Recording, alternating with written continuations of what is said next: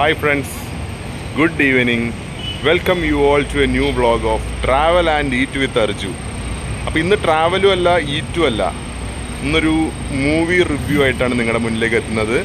അപ്പോൾ മൂവി കാണാൻ പോകുന്നതേ ഉള്ളൂ. അപ്പോൾ ഞാനിപ്പോൾ ഉള്ളത് നമ്മൾ ചെന്നൈയിലെ OMRലുള്ള ദ മെറീന മാളിലാണ്. ഇവിടെ ചെന്നൈയിൽ ഞാൻ വിസിറ്റ് ചെയ്ത മാൾസിൽ എനിക്ക് ഏറ്റവും ഇഷ്ടപ്പെട്ടൊരു മാളാണിത്. അപ്പോൾ ഇവിടെയാണ് നമ്മൾ കാണാൻ പോകുന്ന മൂവി. അപ്പോൾ കാണാൻ പോകുന്ന മൂവി എന്ന് പറയുന്നത് ഇന്നലെ റിലീസായ, ആക്ച്വലി ഇന്നാണ് കേട്ടോ റിലീസായത്. നിങ്ങൾ വീഡിയോ കാണുന്നത് അടുത്ത ദിവസം ആയതുകൊണ്ട് പറയുകയാണ് ഇന്നലെ റിലീസായത്. ഗുരുവായൂർ അമ്പലനടയിൽ, അതായത് ഈ വർഷത്തെ one of the most anticipated entertainer മൂവിയാണ്. അപ്പോൾ കൂടുതൽ ഇങ്ങനെ പറഞ്ഞ് കൊളാക്കുന്നില്ല. അപ്പം നമുക്ക് നേരെ മാളിലേക്ക് പോവാം. ഇവിടെ മാളിലേക്ക് കയറുമ്പോൾ ആദ്യം കാണുന്നത് IPL ക്യാപ്റ്റന്മാരാണ്. ധോണി ക്യാപ്റ്റൻ അല്ലല്ലോ ഇപ്പോൾ നിങ്ങൾക്ക് തോന്നാം, പക്ഷേ തല തന്നെയല്ലേ. നമ്മുടെ സഞ്ജു ഉണ്ട്, ഫാഫ് ഡുപ്ലസി ഉണ്ട്, ഗില്ലുണ്ട്, വാർണർ ഉണ്ട്. പിന്നെ ആരാ അവിടെ ഒളിച്ചിക്കണേ? നമ്മുടെ ഹാർദിക് പാണ്ഡ്യ അല്ലേ. പിന്നെ ശിഖർ ധവാൻ, കമ്മിൻസ്, KL രാഹുലും, ശ്രേയസ് അയ്യരും, അങ്ങനെ എല്ലാ ക്യാപ്റ്റൻസും ഉണ്ട്. അങ്ങനെ ഇക്കൊല്ലത്തെ IPL ഏതാണ്ട് തീരാറായി.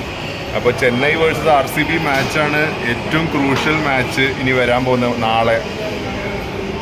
ചെന്നൈ തോറ്റു കഴിഞ്ഞാൽ ധോണിയുടെ ലാസ്റ്റ് കളിയാവും മിക്കവാറും. പക്ഷെ ചെന്നൈ ജയിച്ചു കഴിഞ്ഞാൽ ഇനിയും നമുക്ക് കളികളുണ്ട്. ചെന്നൈ ജയിക്കണം എന്നാണ് ഓഫ് കോഴ്സ് മനസ്സിലുള്ളത്. പക്ഷെ പാവം RCBയും ജയിച്ചാൽ കൊള്ളാമെന്നൊക്കെ ഉണ്ട്. കാരണം പാവം അവർക്കൊരു കപ്പൊക്കെ വേണ്ടേ. പാവം നമ്മുടെ കോഹ്ലിയല്ലേ. എന്നാലും ധോണിയാണ് നമുക്ക് മുഖ്യം. അപ്പോൾ ഇന്ന് സിനിമ കാണാൻ വേണ്ടിയിട്ട് എന്നോടൊപ്പം ബാലയും ജോയിൻ ചെയ്തിട്ടുണ്ട്. അപ്പോൾ ഞങ്ങളിവിടെ ചെന്നപ്പോൾ കണ്ടത് ഇതേ കുരങ്ങിങ്ങനെ ഇരിക്കണു, പൂമാലയൊക്കെ ഇട്ടിട്ടേ. സൂര്യകാന്തി പൂക്കളാണ്, നല്ല നൈസായിട്ട് അത് ഇങ്ങനെ അലങ്കരിച്ചിട്ടുണ്ട്. എനിക്ക് വളരെ ഇഷ്ടപ്പെട്ടു. അപ്പോൾ കുറച്ച് നേരം ഈ പ്ലാസ്റ്റിക് പൂക്കളുടെ ഭംഗിയൊക്കെ ആസ്വദിച്ച് അവിടെ അങ്ങനെ നിന്നു. സമയം പോണ്ടേ. വല இப்போ நம்ம பார்க்க போகிற படத்தோட பேர் என்ன தெரியுமா? இன்னொரு ரிப்பீட் பண்ணி அது குருவாயூர் அம்பல நடையில். குருவாயூர் அம்பல நடையில் நாங்கள் பார்க்க போகிறோம். பார்த்துட்டு வந்து ப்ளூடூத் சட்டை ரிவ்யூ தான் கொடுக்க மாட்டோம், பேர் பாடி ரிவ்யூ தான் கொடுப்போம். நைட்டு வந்து just stay tune. Around 1 PM இந்த வீடியோ ரிலீஸ் ஆகும். இல்லை 1 PM இல்லை, நாளைக்கு காலையில் தான் ரிலீஸ் பண்ண. நைட்டே போடுவோம். நைட்டு போட்டால் யாரும் பார்க்க மாட்டாங்க. ஆக்சுவலி இந்த குருவாயூர் அம்பல் நடையோட இன்னொரு இது என்னன்னா, நம்ம வந்து இந்த டைரக்டரோட இதுக்கு முன்னாடி வந்த படம் ஜெய ஜெய ஜெய அது வந்து குருவாயூர்ல தான் பார்த்தோம். ஆமா, குருவாயூர்ல என்ன தியேட்டர்? அலெக்ஸ் பட்டாம்பில ഗുരുവായൂർ അപ്പാസ് തിയേറ്റർ. അപ്പോൾ അതോടെ അടുത്ത அந்த ഡയറക്ടറോட അടുത്ത പടം ഗുരുവായൂർ ബേസ്ഡ് വരുന്ന നാങ്ക എതിർപ്പാക്കല. Actually that is the most exciting factor on this movie, Guruvayur. Let's see. നമ്മൾ ഐനോക്സിലാണ് ടിക്കറ്റ് ബുക്ക് ചെയ്യുന്നത്. ഇപ്പോൾ സമയം 9:30 ആയിട്ടുള്ളൂ, 10 മണിക്കാണ്. സമയമുണ്ട്, ഒരുപാട് സമയമുണ്ട്.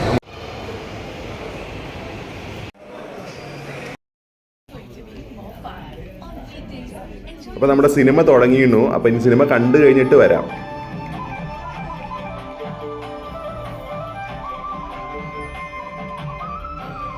ഗുരുവായൂർ അമ്പലനടയിൽ, ആ പേര് സൂചിപ്പിക്കുന്ന പോലെ തന്നെ ഗുരുവായൂർ ക്ഷേത്രത്തിന് മുന്നിൽ വെച്ച് നടക്കുന്ന ഒരു കല്യാണം. അപ്പോൾ ആ കല്യാണത്തിനൊരു 10 ദിവസം മുമ്പ് മുതൽ തുടങ്ങുന്നൊരു കഥയാണിത്. വളരെ ബ്യൂട്ടിഫുള്ളി റിട്ടൺ ആയിട്ടുള്ള, ബ്യൂട്ടിഫുള്ളി എക്സിക്യൂട്ടഡ് ആയിട്ടുള്ള ഒരു കളർഫുൾ ഫാമിലി എൻ്റർടൈനർ ആണ്. ഈ ഹോളിഡേ സീസണിലൊക്കെ റിലീസ് ചെയ്യാൻ പറ്റിയൊരു സിനിമ. അതായത് നമ്മുടെ ഫാമിലി ആയിട്ട് കുട്ടികൾക്കൊക്കെ എൻജോയ് ചെയ്യാവുന്ന വളരെ നൈസ് ആയിട്ടുള്ളൊരു സിനിമ. അതാണ് എനിക്ക് തോന്നിയിരിക്കുന്നത്. ഫസ്റ്റ് ഹാഫ് എനിക്ക് വളരെയധികം ഇഷ്ടപ്പെട്ടു. സെക്കൻഡ് ഹാഫ് ഓക്കെയാണ്, എന്നാലും നല്ല രീതിയിൽ പോയി. അപ്പോൾ സിനിമയെ കുറിച്ച് ഡീറ്റെയിൽ ആയിട്ട് പറയുകയാണെങ്കിൽ, ഇതിൻ്റെ ഡയറക്ടർ വിപിൻ ദാസ്, അദ്ദേഹത്തിൻ്റെ മുൻകാല സിനിമകൾ എന്ന് പറയുന്നത് മുത്തുഗൗ, അതുപോലെ തന്നെ ജയ ജയ ജയ ജയ ഹേ. എല്ലാ ജയം വന്നല്ലോ അല്ലേ? യെസ്. അപ്പോൾ ഈ ജയ ജയ ജയ ജയ ഹേ വന്നിട്ട് വളരെ വലിയൊരു ഹിറ്റായിരുന്നു, നമുക്ക് എല്ലാവർക്കും അറിയാം. ബേസിൽ ജോസഫിൻ്റെ ഐ തിങ്ക് കരിയറിലെ തന്നെ ഏറ്റവും വലിയൊരു ഹിറ്റ്. അപ്പോൾ അതിനുശേഷം വീണ്ടും ബേസിൽ ജോസഫുമായി ചേർന്ന ഒരു സിനിമ വരുമ്പോൾ ഓട്ടോമാറ്റിക്കലി എക്സ്പെക്റ്റേഷൻ വളരെ കൂടുതലാണ്. ആ ടൈറ്റിൽ കേൾക്കുമ്പോൾ തന്നെ നമുക്ക് സിനിമ കാണാനൊരു താല്പര്യം തോന്നും. എനിക്ക് പേഴ്സണലി തോന്നിയിട്ടുണ്ട്. എന്താണ് ഗുരുവായൂർ ബേസ് ചെയ്തിട്ട് എന്താണെന്നുള്ളൊരു ക്യൂരിയോസിറ്റി. അതിനോടൊപ്പം തന്നെ പൃഥ്വിരാജ് എന്നൊരു ഫാക്ടർ കൂടി ജോയിൻ ചെയ്യുമ്പോൾ അതൊരു ഫ്രഷ് കോംബോ ആണ്. പൃഥ്വിരാജ് ആൻഡ് ബേസിൽ ജോസഫ് ഇതുവരെ അവർ ഒന്നിച്ചിട്ടില്ല, അത് ഫസ്റ്റ് മൂവിയാണ്. പൃഥ്വിരാജിന്റെ കാര്യം പറയുകയാണെങ്കിൽ പൃഥ്വിരാജ് കോമഡി ചെയ്യുന്നത് അങ്ങനെ എല്ലാവർക്കും അത്ര ഇഷ്ടമല്ല എന്ന് എനിക്ക് തോന്നുന്നു, മേ ബി. പക്ഷെ പൃഥ്വിരാജ് മറ്റെല്ലാ ജനേഴ്സും വന്നിട്ട് വളരെ നന്നായി ചെയ്യുന്നതുകൊണ്ട് comedy maybe is not his major like acting area. പക്ഷെ ഇതില് ആനന്ദേട്ടൻ ആ കഥാപാത്രത്തിൽ പൃഥ്വിരാജ് അല്ലാതെ വേറൊരാളെ നമുക്കങ്ങനെ ഊഹിക്കാൻ പോലും പറ്റാത്ത വിധത്തിൽ പുള്ളി നല്ല നല്ല നൈസായി ചെയ്തിട്ടുണ്ട്. ബേസിലിനെ സംബന്ധിച്ചിടത്തോളം it's Taylor made character for him. പക്ഷെ ഇവർ രണ്ടുപേരും തമ്മിലുള്ള ഒരു ബോണ്ടിങ്, രണ്ട് അളിയന്മാർ തമ്മിലുള്ള ബോണ്ടിങ് ആണ് ഈ ഒരു സിനിമയുടെ മെയിൻ കോണ്ടെക്സ്റ്റ്. അത് പ്രോപ്പറായിട്ട് വർക്ക്ഔട്ട് ആയിട്ടുണ്ട്. സോ പൃഥ്വിരാജിന്റെ ആടുജീവിതത്തിന് ശേഷം ഒരു തികച്ചും വ്യത്യസ്തമായ കഥാപാത്രം, അത് 100% പുള്ളി നന്നായി ചെയ്തിട്ടുണ്ട്. കോമഡീസ് ഒക്കെ നല്ല രീതിയിൽ വർക്ക്ഔട്ട് ആയിട്ടുണ്ട്. പിന്നെ പുള്ളിയുടെ ഒരു രസം എന്ന് വെച്ച് കഴിഞ്ഞാൽ പുള്ളി ഇതിൽ ഉപയോഗിച്ചിരിക്കുന്ന ഷർട്ടൊക്കെ കാണുമ്പോൾ തന്നെ നമുക്ക് നല്ല അത് വാങ്ങാൻ തോന്നും. ആ ലെവലിലാണ് കോസ്റ്റ്യൂംസ്. സോ ദാറ്റ് ആ കളർഫുൾ ആണ് പടം മൊത്തത്തിൽ. ആ പടത്തിന്റെ പ്രൊഡ്യൂസേഴ്സിനെ കുറിച്ച് പറയണല്ലോ, E4 എന്റർടൈൻമെന്റ്സും പൃഥ്വിരാജ് പ്രൊഡക്ഷൻസും ചേർന്നിട്ടാണ് ഈ സിനിമ പ്രൊഡ്യൂസ് ചെയ്തിരിക്കുന്നത്. പിന്നെ മെയിനായിട്ട് ഞാൻ ഡയറക്ടറുടെ കാര്യം പറഞ്ഞു, ഞാൻ റൈറ്ററുടെ കാര്യം പറയാൻ വിട്ടുപോയി. റൈറ്റർ ദീപു പ്രദീപാണ് ഈ പടത്തിന്റെ writer and screen play. So അദ്ദേഹത്തിന്റെ മുൻകാല സിനിമ എന്ന് പറയുന്നത് കുഞ്ഞിരാമായണം, അതുപോലെ തന്നെ പേരല്ലൂർ പ്രീമിയർ ലീഗ് എന്ന വെബ് സീരീസ് നിങ്ങൾ എത്ര പേര് കണ്ടിട്ടുണ്ട് എന്നൊക്കെ അറിയില്ല. ഇതിലൊക്കെ റൈറ്റ് ചെയ്ത ആളാണ്. എക്സലന്റ് റൈറ്റിങ്സ്, കൂടുതൽ കോമഡീസ് ആഡ് ചെയ്യാൻ നോക്കിയിട്ടുണ്ട്. അതിൽ ഒരു 90% വർക്ക്ഔട്ട് ആയിട്ടുണ്ട്. ഇതിലെ മ്യൂസിക് കൈകാര്യം ചെയ്തിരിക്കുന്നത് അങ്കിത് മേനോൻ. വളരെ വളരെ കുറച്ച് പാട്ടുകളേ ഉള്ളൂ, ഐ തിങ്ക് 2 പാട്ടോ മറ്റേ ഉള്ളൂ. പക്ഷെ കൂടുതലും ഇതിന് വരുന്ന ബാക്ക്ഗ്രൗണ്ട് സ്കോർ ഒക്കെ വളരെ നന്നായിട്ടുണ്ട്, സട്ടൈലായിട്ടുണ്ട്. പിന്നെ കാസ്റ്റിൽ ഇനിയും പറയുകയാണെങ്കിൽ നിഖില വിമൽ പൃഥ്വിയുടെ വൈഫായിട്ട് ചെയ്ത ക്യാരക്ടർ ഐ തിങ്ക് ലൈക്ക് ഒരേ ഒരു സ്ഥായി ഭാവമാണ് ഈ കഥാപാത്രത്തിന് വേണ്ടത്. അതായത് കഥ ഡിമാൻഡ് ചെയ്യുന്നത്. ഇത് പുള്ളിക്കാരി നല്ല വെടിപ്പായിട്ട് ചെയ്തിട്ടുണ്ട്. പിന്നെ അനശ്വര രാജനാണ് ബേസിലിന്റെ ഹീറോയിൻ. നൈസായിട്ടുണ്ട് എല്ലാ സീനുകളിലും, എസ്പെഷ്യലി ക്ലൈമാക്സിലൊക്കെ. പിന്നെ ഇതിനകത്ത് ഒരുപാട് ആളുകളുണ്ട്, ഒരുപാട് സീനിയർ കാസ്റ്റ് ഉണ്ട്. പറയുകയാണെങ്കിൽ കുറേ പേര് ലിസ്റ്റാണ്. ജഗദീഷ്, ബൈജു, രേഖ, പിന്നെ നമ്മുടെ കോട്ടയം രമേശ്, ഇർഷാദ്, കുഞ്ഞികൃഷ്ണൻ കാസർഗോഡ്, നമ്മുടെ ഇന്നത്തെ കേസുകളിൽ വക്കീലായിട്ടുള്ള ആള്. പിന്നെ നമ്മുടെ ജയല് വന്നിട്ട് ബേസിലിന്റെ അമ്മയായിട്ട് അഭിനയിച്ച ഒരു സ്ത്രീ ഉണ്ട്, അവരുടെ പേര് എനിക്കറിയില്ല. അവർ ഇതിലൊരു വേലക്കാരി റോൾ ചെയ്തിട്ടുണ്ട്, നൈസാണ്. അങ്ങനെ ഒരുപാട് പേരുടെ പേരാരെങ്കിലും വിട്ടുപോയെന്നറിയില്ല, സീനിയർ കാസ്റ്റ്. പിന്നെ അജു വർഗീസ് ഇതിലൊരു ക്യാമിയോ റോൾ ചെയ്തിട്ടുണ്ട്. പിന്നെ നമ്മുടെ തമിഴ് നടൻ യോഗി ബാബു, അദ്ദേഹത്തിന് ഫസ്റ്റ് മലയാള സിനിമയാണെന്ന് തോന്നുന്നു. അദ്ദേഹത്തിന് ഒരു ക്യാരക്ടർ കൊടുത്തിട്ടുണ്ട്. പക്ഷെ അദ്ദേഹത്തിന്റെ ക്യാരക്ടറൊക്കെ എന്ന് പറഞ്ഞാൽ കുറച്ച് ആർട്ടിഫിഷ്യലായിട്ട് തോന്നി. അത്ര ആവശ്യമുള്ള ക്യാരക്ടറാണോ എന്ന് നമുക്ക് തോന്നിപ്പോവും. സംതിങ് ചില സിറ്റുവേഷനിലൊക്കെ ഡ്രാഗ് ചെയ്യുന്നുണ്ട് അദ്ദേഹത്തൊക്കെ വരുന്ന സീനുകളിൽ. മേ ബി കുറച്ചും കൂടി ട്രിം ചെയ്യാമായിരുന്നു എന്ന് എനിക്ക് തോന്നിപ്പോയി പേഴ്സണലി. പിന്നെ എടുത്തു പറയേണ്ട കാര്യം എന്ന് പറഞ്ഞത് ഈ സിനിമയിൽ ബേസിലിന്റെ ഫ്രണ്ട്സും അതുപോലെ അനിയനൊക്കെ ആയിട്ട് അഭിനയിച്ച ആൾക്കാരുണ്ട്. അനിയനായിട്ട് അഭിനയിച്ചിരിക്കുന്നത് നമ്മുടെ സുഹൃത്ത് സാഫാണ്. സാഫിന്റെ 2ാമത്തെ സിനിമയാണ്. അപ്പോൾ സാഫിനെ എനിക്ക് ഇൻസ്റ്റഗ്രാം വഴി പരിചയമുണ്ട്. പുള്ളിക്കാരൻ നല്ലൊരു കണ്ടന്റ് ക്രിയേറ്ററാണ്. നിങ്ങൾ പലരും പുള്ളിയുടെ സൈനത്താത്ത സീരീസൊക്കെ കണ്ടിട്ടുണ്ടാവും. നല്ല കാലിബറുള്ള ആക്ടറാണ്. അപ്പോൾ പുള്ളിക്ക് ഇങ്ങനെ നല്ലൊരു റോള് കിട്ടിയതിൽ എനിക്ക് വളരെയധികം സന്തോഷം. സാഫ് യു ഔട്ട് ആണ് റിയലി ഗ്രേറ്റ് ജോബ്. പിന്നെ സിജു സജി, നമ്മുടെ രോമാഞ്ചത്തിലേക്കുള്ള മച്ചാൻ, പുള്ളിക്കാരൻ ഇതിൽ ബേസിലിന്റെ ഒരു ഉറ്റ സുഹൃത്തായിട്ട് അഭിനയിക്കുന്നുണ്ട്. പുള്ളിയുടെ ചില സീൻസൊക്കെ നല്ല നൈസാണ്.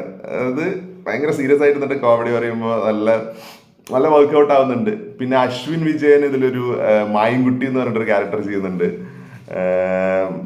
ഇന്റർവെല്ലിനോട് അടുത്ത് പുള്ളിയുടെ ഒരു സീനുണ്ട്, അതൊക്കെ കിട്ടില്ലനാണ്. പക്ഷെ ഇവരെക്കാളൊക്കെ സ്കോർ ചെയ്ത ഒരാളുണ്ട്, ജോമോൻ ജ്യോതിർ. നിങ്ങൾ ഫാലിമി സിനിമ കണ്ടിട്ടുണ്ടെങ്കിൽ ഫാലിമിയിൽ വന്നിട്ട് നമ്മുടെ ബേസിലിന്റെ കെട്ടാൻ പോകുന്ന പെണ്ണിന്റെ കല്യാണം മുടക്കാൻ വേണ്ടി വരുന്ന ഒരാളുണ്ട്, ഹിറ്റ് മാൻ തൊപ്പിയൊക്കെ ഇട്ടിട്ട്.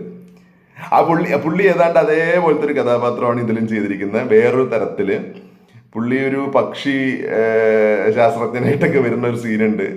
ഇതൊക്കെ നൈസാണ്. ഇപ്പോൾ തിയേറ്ററിലെ ആൾക്കാർ ചിരിച്ചു പറയാം. അതുപോലെ ഒരു ഗ്യാസ് കുറ്റി പൊക്കിയിട്ട് കല്യാണ വീട്ടിലേക്ക് വരുന്ന സീനൊക്കെ ഉണ്ട്.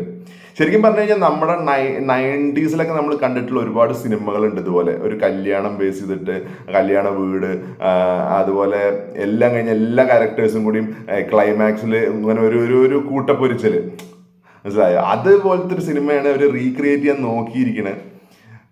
ഇതിലെ മെയിൻ ഫാക്ടർ ഗുരുവായൂർ അമ്പലം. നമുക്കറിയാം ഇതില് ക്ലൈമാക്സ് ആണ് ശരിക്കും ഗുരുവായൂർ അമ്പലത്തിൽ വെച്ച് കാണിക്കുന്നത്. ശരിക്കുള്ള ഗുരുവായൂർ അമ്പലം അല്ല, അത് സെറ്റ് വർക്കാണ്. കളമശ്ശേരിയിൽ വെച്ച സെറ്റ് വർക്ക് ഉണ്ടെന്ന് ഡയറക്ടർ ഒരു ഇന്റർവ്യൂവിൽ പറഞ്ഞത് കേട്ട്. അപ്പോൾ നമ്മൾ മലയാളികൾക്കൊക്കെ തന്നെ വളരെയധികം രജിസ്റ്റേർഡ് ആയിട്ടുള്ള ഒരു ലൊക്കേഷനാണ് നമ്മുടെ മനസ്സിൽ ഗുരുവായൂർ.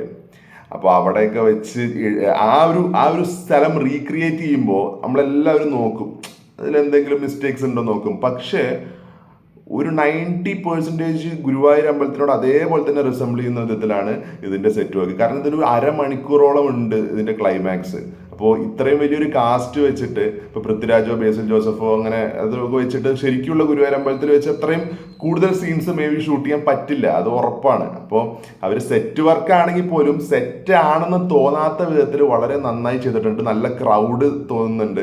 അങ്ങനെ ചുമ്മാ സെറ്റ് ഇട്ടിട്ട് 4-5 ആൾക്കാർ അങ്ങോട്ടും ഇങ്ങോട്ടും നടക്കലല്ല. ശരിക്കുള്ള ഗുരുവായൂർ അമ്പലം പോലെ തന്നെ, അല്ലെങ്കിൽ അപ്പുറത്തെ മേൽപ്പത്തൂർ ഓഡിറ്റോറിയം എല്ലാം വളരെ നൈസ് ആയിട്ടുണ്ട്. അപ്പോൾ ഇതിന്റെ ആർട്ട് വർക്ക് ടീമിന് really deserves A great appreciation.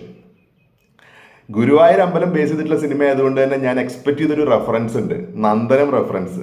കാരണം പൃഥ്വിരാജിന്റെ 2ാമത്തെ സിനിമയായിട്ടുള്ള നന്ദനം ഗുരുവായൂർ വെച്ചിട്ടായിരുന്നു. അത് നമുക്ക് എല്ലാവർക്കും അറിയാം, ക്ലൈമാക്സിൽ ഉള്ള ചില സീൻസ് ഒക്കെ. അപ്പൊ അതുമായി ബന്ധപ്പെടുന്ന കുറെ കാര്യങ്ങൾ ഇതിലുണ്ട്. അത് നല്ല രസമായിട്ട് വർക്കൗട്ട് ആയിട്ടുണ്ട്. മൊത്തത്തില് എനിക്ക് വളരെയധികം ഇഷ്ടപ്പെട്ടു. മേ ബി കുറച്ച് സീൻസ് ഡ്രാഗിങ് ആയിട്ട് ഫീൽ ചെയ്യാം, പക്ഷെ അത് ഇങ്ങനെ ഒരു എന്റർടൈനർ സിനിമകളിൽ ഉണ്ട്. പിന്നെ നമ്മൾ ഒരുപാട് ലോജിക്ക് നോക്കി അയ്യോ ഇതെന്ത് പറ്റി അങ്ങനെ, ഇതൊന്നും വേണ്ടായിരുന്നു എന്നൊന്നും ആലോചിച്ച് കൂട്ടിയാൽ സിനിമ എന്ന രീതിയിൽ നമുക്ക് എൻജോയ് ചെയ്യാൻ പറ്റില്ല. ഇതൊരു എന്റർടൈനർ ആണ്. അപ്പൊ കുറച്ച് ലോജിക്കൊക്കെ മാറ്റി വെച്ച് നമ്മൾ ഈ ഒരു ഹോളിഡേ സീസണിൽ തിയേറ്ററിൽ പോയാൽ പൈസ വസൂലാവുന്ന ഒരു എന്റർടൈനർ ആയിട്ടാണ് എനിക്ക് തോന്നിയിരിക്കുന്നത്. അപ്പം നിങ്ങളും കണ്ടിട്ട് നിങ്ങളുടെ അഭിപ്രായങ്ങൾ രേഖപ്പെടുത്തൂ. നിങ്ങൾക്ക് ഇഷ്ടപ്പെട്ടാലും ഇഷ്ടപ്പെട്ടില്ലെങ്കിലും ഒന്ന് രേഖപ്പെടുത്തൂ ഗുരുവായൂർ അമ്പലം നടയിൽ. അപ്പോൾ നമുക്ക് മറ്റൊരു വീഡിയോയുമായി കാണാം ഉടനെ തന്നെ. അതൊരു ട്രാവൽ വീഡിയോ ആയിരിക്കും, നമുക്കൊരു സ്പെഷ്യൽ വീഡിയോ ആയിരിക്കും.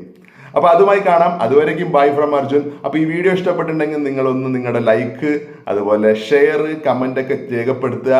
ചാനൽ ആദ്യമായി കാണുന്നവരാണ് അല്ലെങ്കിൽ വീഡിയോ സബ്സ്ക്രൈബ് ചെയ്യാതെ കാണുന്നവരാണെങ്കിൽ ഒന്ന് സബ്സ്ക്രൈബ് ചെയ്ത് നമ്മളെ സപ്പോർട്ട് ചെയ്യുക. നമ്മൾ 20K അടുത്തെത്തുകയാണ്.